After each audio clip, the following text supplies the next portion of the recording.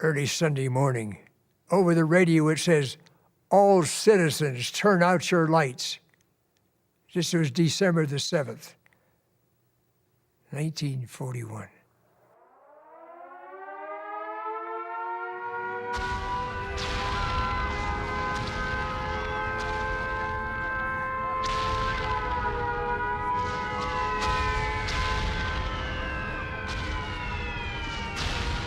Actually, it was 2 hours after they bombed us that they declared war.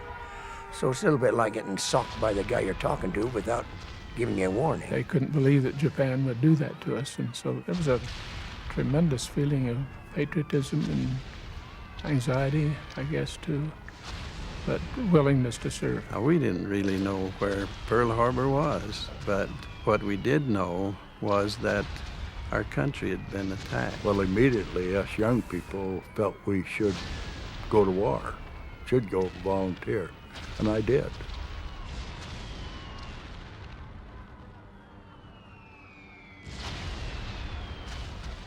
The next morning was a very historic time.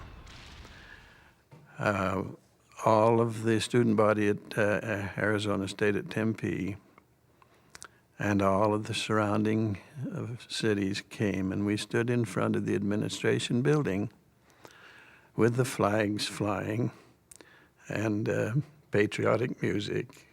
And then came the voice of our President Franklin Roosevelt. Now, I can't remember all of what he said, but his final words, which I couldn't quote exactly, but here is about what he said. No matter how long it takes, no matter how much treasure,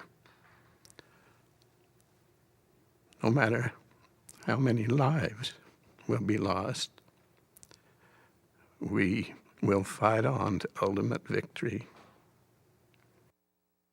And I suppose that even President Roosevelt, and probably no one else in the world, realized just how long it'd take, how much treasure we would spend, and how many lives would be lost.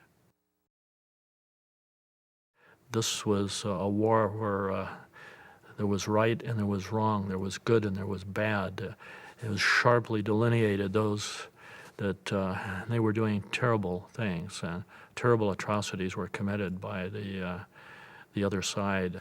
After Pearl Harbor, as in the United States, we were on the defensive. We were always backing up, and the news was always gloomy because we had a nation that was unprepared to be carrying on a war against Hitler and a war against Japan at the same time. I knew it was only a matter of time, and I would be drafted. It was clear to me that this was something that we had to do. I remember the time before Hitler actually took power. He held meetings, and one day he was in our city of Chemnitz. And my mother was a fervent believer in Hitler because he promised what the people wanted to hear. My mother and my sister used to go to these meetings, and Dad would always say, "This is the beginning of the end."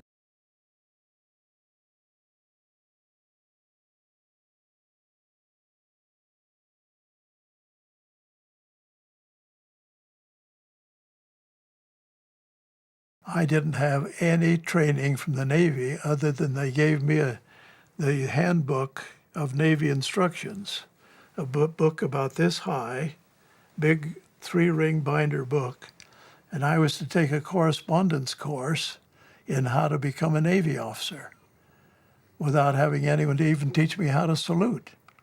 When we got there, a sergeant came and took the group of us over to meet the colonel, who was the commandant.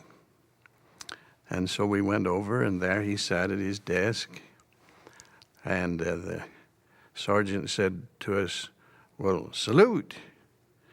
Well, the only salute I ever knew was the Boy Scout salute, so here I gave the colonel my Boy Scout salute. I bid my family goodbye at Treasure Island in San Francisco. We were in a seaplane.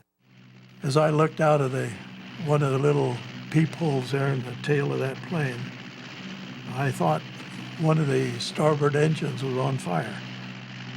I had some wonderment as to whether I would really survive this war experience.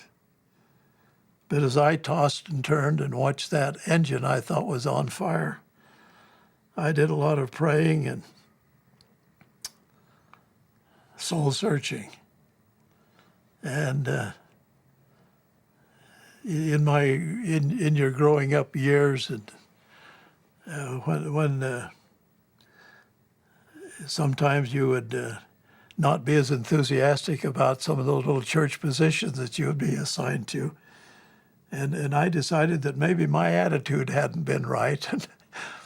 And as I was going through the anguish of that flight and praying and making a new commitment to my Heavenly Father, I committed that I would never have anything but an enthusiastic approach to any church calling, and that it would have all of my attention and all of my heart and soul. But I made an interesting commitment on that flight. I didn't sleep very much. And I've tried to live it ever since.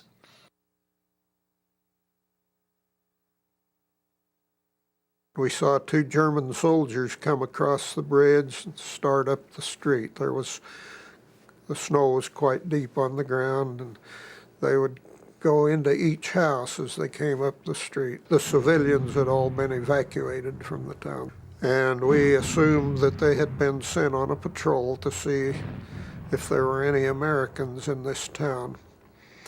So Paul went down the stairs, and they approached the door, and he opened the door and stepped out with his gun and told them, "Hand hoch," which is in German, hands up.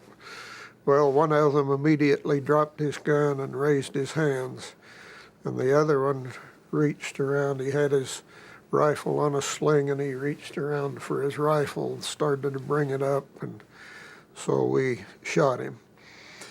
Well, when that happened, the other one turned around and started running as fast as he could down that street. I had a .30 caliber carbine, and so we didn't want him to get away, because now they would know that where the Americans were in that town. So I aimed right between his shoulders and shot. He kept running, and I shot again, and he fell. I thought I'd hit him, but I guess he just slipped in the snow, because he jumped up right away and started running again. When you get another human being in the crosshairs of a rifle, and you know as soon as you pull that trigger, a life's going to be taken, whether it's someone's son or husband or father. I mean, boy, it comes to you. What am I doing here? Why am I here? Why do I have to kill that man?